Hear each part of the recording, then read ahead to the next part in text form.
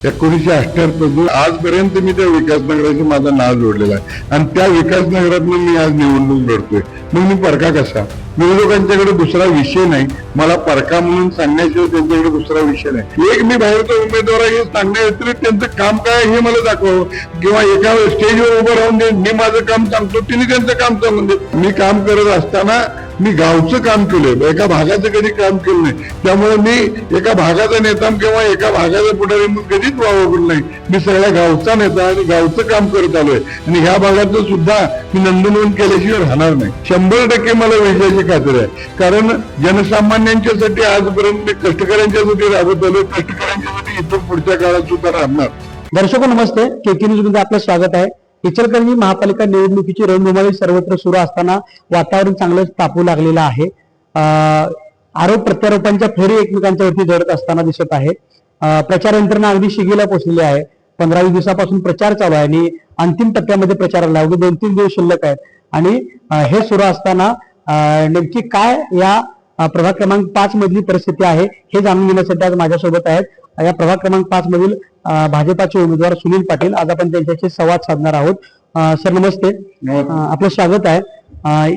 आपण या महापालिका निवडणुकीच्या अनुषंगानं भाजपकडून आपण रिंगणात उतरलेला आहात आणि प्रचाराला आपण गेले 15 दिवसापासून सुरुवात केलेला आहे. दारोदारी घरोघरी फिरून आपण प्रचार करत आहात. काय सांगाल, नागरिकांचा प्रतिसाद, मतदारांचा प्रतिसाद कसा मिळतो? अतिशय चांगला प्रतिसाद आहे. मी प्रभाग नंबर 5 मधून इथं उभा आहे, पण ह्याच्या पूर्वी त्याच प्रभागातून पलीकडच्या भागातून मी निवडून आलेलो होतो. त्यावेळी प्रभाग नंबर 13 आमचा जुना प्रभाग नंबर 13 होता. विक्रमनगर, वर्धमान हाऊसिंग सोसायटी आणि जवाहरनगर असा तो भाग पडलेला होता. आणि ऑलरेडी मी 2011ला तिथून मी निवडून आलोय, पण तरी पण इथं अतिशय चांगला हा प्रतिसाद आहे. भाजपचं चांगलं वातावरण आहे आणि इथल्या लोकांचा अतिशय चांगला प्रतिसाद मला मिळत आहे. एकंदरीत लोकांच्या उत्स्फूर्त प्रतिसादाबद्दल सांगितलं, पण या भागामध्ये आपण ज्या वेळेला प्रतिनिधित्व इथून केलेलं आहे त्या काळात आपण काय विकास कामे इथे केले आहेत? त्या भागात त्यावेळी रस्ते, गटरी, बोर ह्या सगळ्या गोष्टी मी केल्यात. क्रीडांगण तयार केले, क्रीडांगणात उभा केलेली मुलं, आज ह्या भागातली क्रीडांगणात झालेली मुलं कमीत कमी 147 पोरं शासकीय नोकरीत आहेत. सगळ्यात म्हणजे माझा आनंदाचा विषय माझा क्रीडांगण आहे आणि खेळाडू या भागात तयार झाले, ह्याच्यावर मोठा आनंद नाही मला. म्हणजे भागातले आपण विकास कामं देखील केले आहेत आणि पुन्हा आपण या निवडणुकीला सामोरं जातात. पण कुठेतरी सुनील पाटील नवीन आहेत, सुनील पाटील नवीन आहेत असं विरोधकांच्याकडून म्हणलं जातंय. मग तुम्ही काय सांगाल याबद्दल? 1978 साली माझ्या वडिलांनी विकासनगरमध्ये कारखाना चालू केला. 1978 पासून आजपर्यंत मी त्या विकास नगराशी माझा नाव जोडलेला आहे आणि त्या विकास नगरातून मी आज निवडणूक लढतोय. मग मी परका कसा? विरोधकांच्याकडे दुसरा विषय नाही, मला परका म्हणून सांगण्याशिवाय त्यांच्याकडे दुसरा विषय नाही. विरोधकांना मी हे करतो, माझी कामाची तुलना करा ना. माझं सामाजिक काम, माझं राजकीय काम, माझ्या सहकार क्षेत्रातलं काम, ह्या कामाशी विरोधकांची तुलना करा आणि मग माझ्यावर बोला तुम्ही.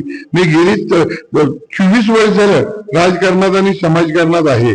मी हे काम करत असताना कधीही भाग आणि हे बघितलं नाही. मी हे आतापर्यंत काम करत असताना मी काम करत असताना मी गावचं काम केलंय, एका भागाचं कधी काम केलं नाही. त्यामुळे मी एका भागाचा नेता किंवा एका भागाचा पुढारी म्हणून कधीच वावरलो नाही. मी सगळ्या गावचा नेता आणि गावचं काम करत आलोय आणि ह्या भागाचं सुद्धा मी नोंद केल्याशिवाय राहणार नाही. अगदी तुम्ही सांगितलं की या भागामध्ये तुमची असलेली तुमचं नातं याच्याबद्दल तुम्ही सांगितलं. मग या भागातले लोक आणि तुमचं यांच्या नात्याबद्दल काय सांगाल? अतिशय चांगलं नातं आहे, घरोबाचं नातं आहे.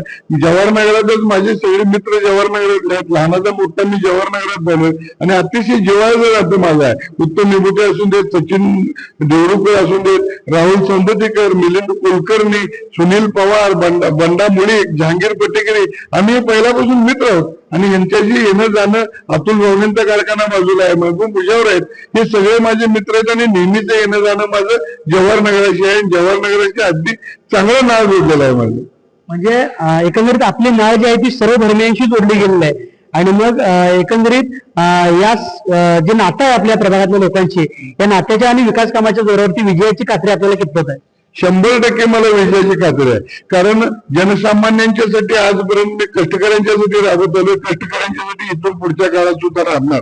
शैक्षणिक क्षेत्र असून दे, बँकिंग क्षेत्र असून दे, राजकीय क्षेत्र असून दे, कुठलंही क्षेत्र असून दे, आजपर्यंत मी कुठल्या कामात कमी पडलो नाही आणि इथून पुढच्या कामात सुद्धा कमी पडणार नाही. आणि मी नुसता एकटाच येणार नाही, मी निवडून येत असताना माझ्या तिन्ही सहकार्यांना घेऊन चारी कमळ ह्या चिन्हावर मी निवडून आलेल्या चौघांना पण मी निवडून येणार ही मला खात्री आहे.